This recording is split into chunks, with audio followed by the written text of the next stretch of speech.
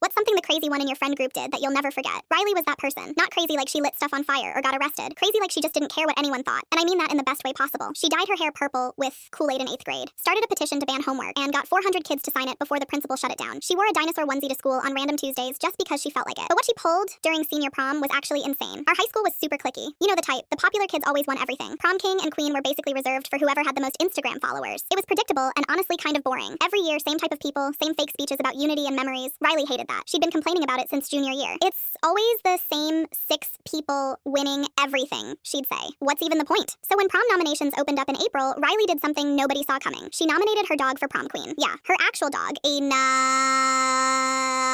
golden retriever named Marley. At first, we all thought she was just messing around. Riley did stuff like that all the time, but then she started printing posters, like actual campaign posters. They said, "Vote Marley for queen," with photos of her dog wearing a little crown she bought from Party City. She made buttons too, handed them out in the cafeteria, put them on people's backpacks when they weren't looking. Most people laughed. Some people thought it was dumb, but everyone kind of loved it because it was so random. Here's the thing though, Riley was smart about it. On the nomination form, she didn't write Marley the dog. She wrote M. Reynolds. That was technically Marley's legal name on her vet papers. Riley's mom had registered her that way as a joke years ago, and Riley never forgot. So when the school posted the final 5 nominees for prom queen, there it was, M. Reynolds. Right next to Kelsey Grant and Madison Cole and all the usual suspects. Nobody on the staff connected the dots. They just saw a name. By the time someone figured it out, voting had already closed. The ballots were in, and apparently a lot of people had voted for MC Reynolds as a joke. Or maybe because they were tired of the same people winning. Either way, it was too late to change anything. Prom night came. Riley showed up in this deep red dress she'd thrifted. But she also brought Marley. Like, actually brought her dog to prom. Security tried to stop her at the door, but she had printed out some fake emotional support animal paperwork she made on Canva. It looked legit enough that they just let her through. The prom court was announced halfway through the night. They called up the 5 girls. Kelsey and Madison were up there looking all perfect in their sparkly dresses. Then Riley walked up, holding Marley in her arms. The dog had a tiny matching red dress on. People started laughing. Some were confused. The vice principal looked like he wanted to crawl into a hole. Then they opened the envelope. And your senior prom queen is